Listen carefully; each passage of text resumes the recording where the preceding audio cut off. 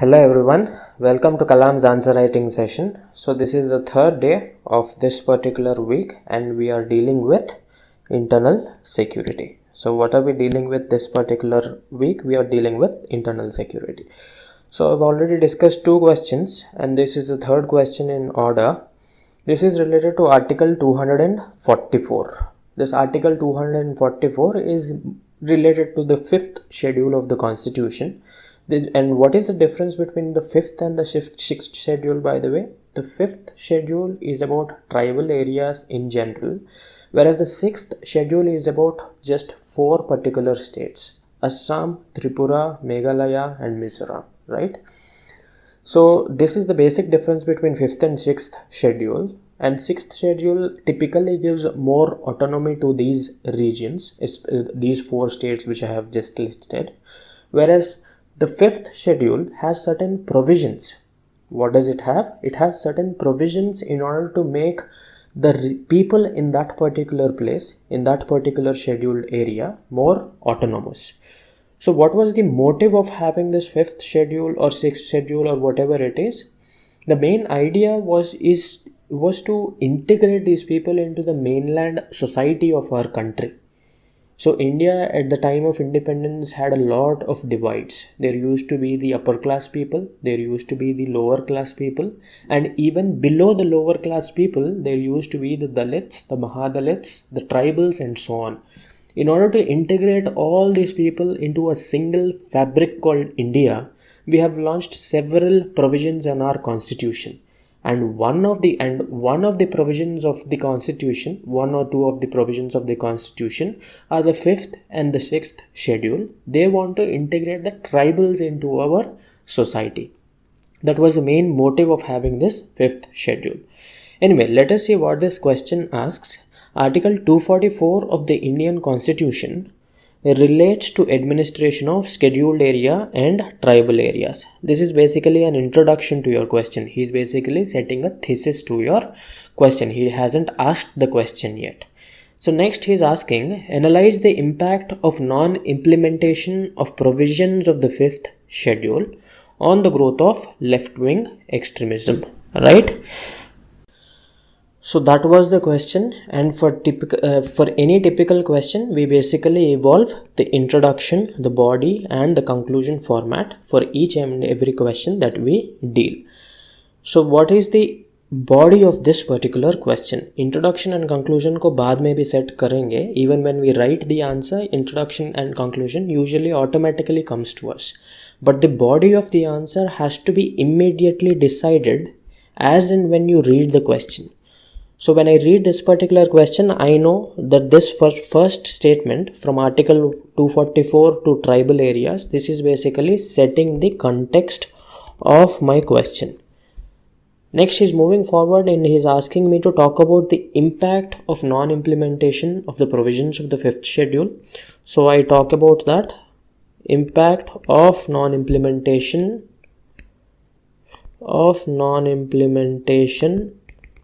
of fifth schedule, right? This was the major crux of this particular question, and this impact has to be linked to the rise of left-wing extremism. So you are basically supposed to first also talk about provisions of the fifth schedule as such. If you do not talk about the provisions of the fifth schedule as such, what are you trying to tell the examiner? Initially, you are supposed to tell the examiner that, look, these are the provisions under the fifth schedule. There is a provision for tribal advisory council. There is a provision for minor forest produce. There is a provision for tribal rights and so on. And if these provisions are not protected, then it leads to a situation of left-wing extremism. That is what you're supposed to establish. This is the bare minimum body that we have evolved. The first thing is to talk about the provisions. The second thing is to talk about the impact of the provisions. And the third thing, which is of course very important for a civil service aspirant, is to talk about the solutions. You have talked about the problem. You have talked about how it has led to the situation of left-wing extremism. You certainly have to talk about solutions of this particular problem.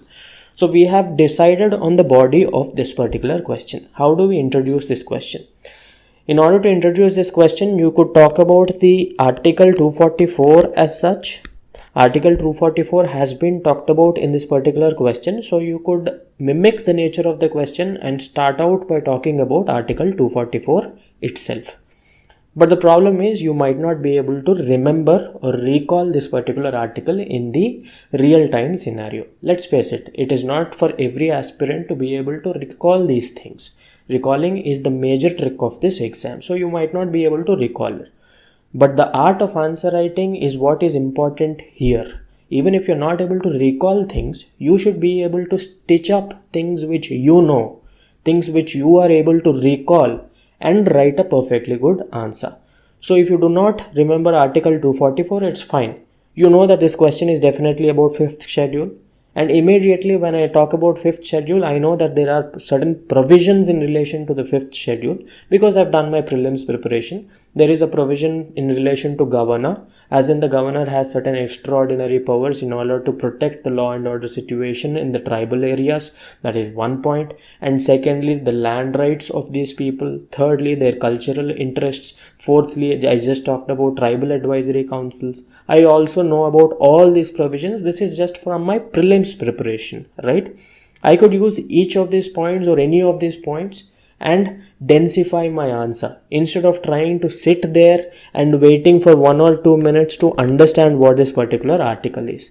You need to have a bare minimum idea of what this article is, and then you immediately move forward by starting talking about the question. So introduction, you could also talk about how this particular 5th schedule or Article 244, if it is related to the administration of scheduled areas and tribal areas, it is basically aimed at what? Let us use some common sense. I just talked about it in the first part of my discussion, this particular discussion. I said that the provision, the importance of this provision is that we wanted to integrate these people into the mainland India, right?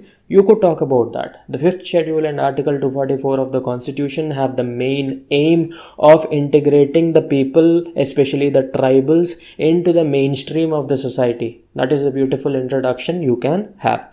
So that is how you introduce our answer. The body has been decided. It has 3 parts, A, B and C. And conclusion, you have to appropriately make a conclusion, maybe a 2 to 3 line conclusion, because it is a 12.5 marker. Now let's move forward and look at a sample answer in relation to this particular question, and then we will decide if we can do any better. So here is the sample answer. This is the introduction. He says that Schedule 5 and Article 244 is an attempt to mainstream the historically downtrodden sections, especially the tribals, into our mainstream society.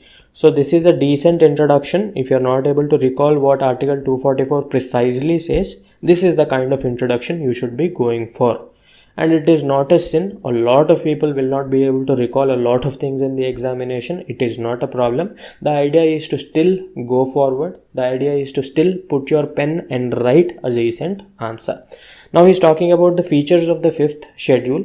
Firstly, it talks about the declaration of the scheduled areas, who has the power to declare it, and who has the power to widen the area or decrease the area, and so on. All these things are talked about by this particular 5th schedule.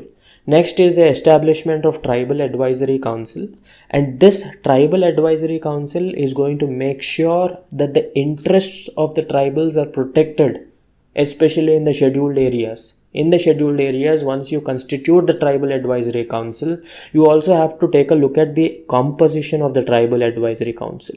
Majority of them are tribal people. So if that be the case, whose interests will be protected by this Tribal Advisory Council?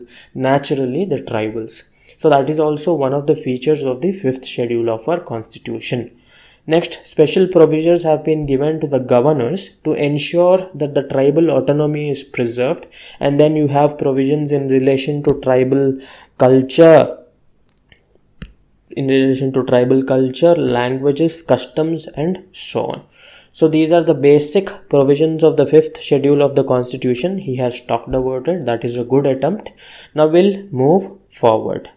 So non-implementation of 5th schedule, and how does it lead to the left-wing extremism. What is left-wing extremism? We have talked about it in the first discussion of this particular week. Left-wing extremism is that which has started typically in Naxalbari district, probably in 1967 or something, if I remember correctly, and then it has spread to most parts of the country, especially the eastern part of India, and that became the infamous Red Corridor. We all know about this. How the non-implementation of fifth schedule is going to lead to left-wing extremism. See the logic is simple. The fifth schedule is supposed to take care of people, and if it is not able to do so, these people will feel alienated. And if these people feel alienated, they will start looking at some other avenues to get their interests worked out. Okay, so if the government is not going to help me, I am going to resort to Maoism or Naxalism and take things by force. I won't believe in the idea of government itself because the government has done nothing for me. That is the idea of left-wing extremism. And if the fifth schedule provisions are not implemented properly, one of the outcomes or the major subsequent outcome could be the left-wing extremism. This is what you are simply supposed to establish. And this is what he is doing here. Government's neglect of the tribal rights and the fifth schedule alienated the tribals. The concept of alienation is very important.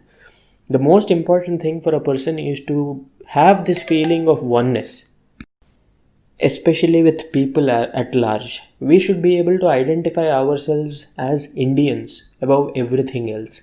And that is only possible if the government does everything within its powers to make me feel that I am one among India's citizens. And if that is not done by the fifth schedule, I will take to other means being Naxalism, Maoism, so on. So these people are feeling alienated, especially the developmental projects led to large-scale evictions of tribals, land acquisition, especially for projects like dam projects, for mining and so on. The government takes lands from these people, it does not give proper rehabilitation or resettlement, and these people eventually become Maoists. Okay, so that is another reason why the non-implementation of fifth schedule has led to the problem of Naxalism. Next, mainstream government schemes. There are a lot of government schemes, like for example, especially in relation to minorities, there are so many schemes. Okay, and also if the tribal people are creating products, these products are marketed by an organization called TriFed, and there are provisions of fifth and sixth schedule to protect their interests. In addition to this, there are so many schemes, One Jeevan scheme, One Dhan scheme, minor forest produce scheme, and so on. Several schemes are there, but these schemes are not reaching the people. That is another major problem. So what is the next point? Poor preservation of tribal cultures. Sorry, I have to highlight. Yes. Poor preservation of tribal cultures and festivals by the government. So this is not directly related to fifth schedule, but while you write points, it might not be possible to write all the points in relation to what has been specifically asked. So you would tend to generate some fodder material, and that comes to your rescue to finish your 250 words. Otherwise, you will not be able to create those 250 words in order to write an answer. So this is not a direct point, an indirect point we can say. Next is an important point, poor grievance redressal mechanism. So there are certain important provisions of the fifth schedule which protect the interests of the tribal person. But these interests, if they are not protected, who are they supposed to ask? They are supposed to ask an authority, and having asked an authority, they are supposed to extract a response from that particular authority, and that is called as the grievance redressal mechanism. And if this grievance redressal mechanism is not adequate, or if it is poor, these people do not trust the government. Firstly, the government schemes are not reaching me. Secondly, the constitutional provisions itself are not reaching me. And if I say that they are not reaching me, nobody is responding. So I will feel helpless, then I might take to any ulterior activities like left-wing extremism. Next is the general apathy of the official machinery. This has led to strong Naxal movements. Next, tribal advisory council. Like I just mentioned, tribal advisory councils are the main sources of protecting the interests of the people, especially at the grassroots level. And these tribal advisory councils have been provided specifically by the 5th schedule. But the problem is these tribal advisory councils are not constituted itself. And even if they are constituted, they are done in paper. And if you look at the composition of the tribal advisory councils, there are so many vacancies. And these tribal advisory councils are usually headed by the bureaucrats, maybe the civil servants and so on. See, the civil servants are supposed to help these tribal advisory councils because they have more knowledge, they have more idea about the functioning of democracy, about the functioning of laws and so on. But this tribal advisory council is a local grassroots level mechanism. So this cannot be filled in majority by civil servants or cannot be totally led by civil servants. There should be a civil service component, but it has to be mostly composed of the tribal people. We have to keep that in mind, and that is not the case in the real-time scenario. Next, the forest product rights. People do not have rights over their products, and these are the several points that this person has written to establish the fact that the 5th schedule provisions are not being implemented. In addition to this, there are several other problems, and because of all these reasons, people are feeling alienated and they are moving towards left-wing extremism. Right. So he has established the problem and he has done so adequately. Now moving forward, he has to talk about way forward, because he has pointed out the problem, and any problem which has been pointed out should have a solution. First thing to do is the empowerment of local governments, especially through PISA. So the 5th schedule, in addition to the 5th schedule, you are also supposed to empower the local governments with the help of PISA. Write the full form, Panchayat Extension Services Act. Next, timely constitution and rejuvenation of the tribal advisory councils. Next is the definition of minor forest produce. This minor forest produce, if this definition itself is expanded, there will be a lot of other products which will be included under minor forest produce, and this will encourage the tribal people to take to farming or cultivation of this minor forest produce, and this will lead to economic benefits for them. Next, making the governors responsible. The governors have been given a lot of powers in relation to proper functioning of the 5th schedule areas. But not just giving powers, you are also supposed to make the governors responsible.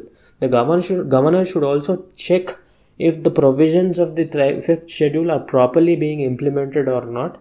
And he should not do it in a cursory manner. There has to be a consolidated effort to see if the 5th schedule is being properly implemented. So these are some provisions, some way forwards that have been given. In addition to this, I want you to talk about the way forward in relation to the 5th schedule. These way forwards, these 4 points he has given, are generic points in relation to the improvement of tribal life.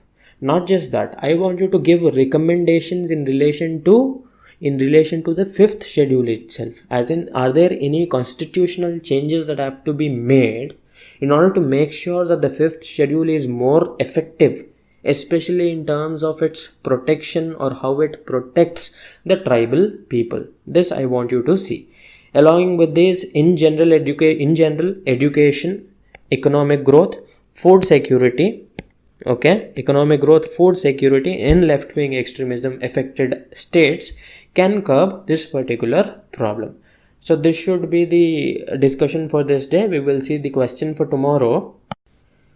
Please take a look at the question. This question is in relation to AFSPA, or Armed Forces Special Powers Act. So human rights activists constantly highlight the view that Armed Forces Special Powers Act 1958 is a draconian act leading to cases of human rights abuses by the security forces.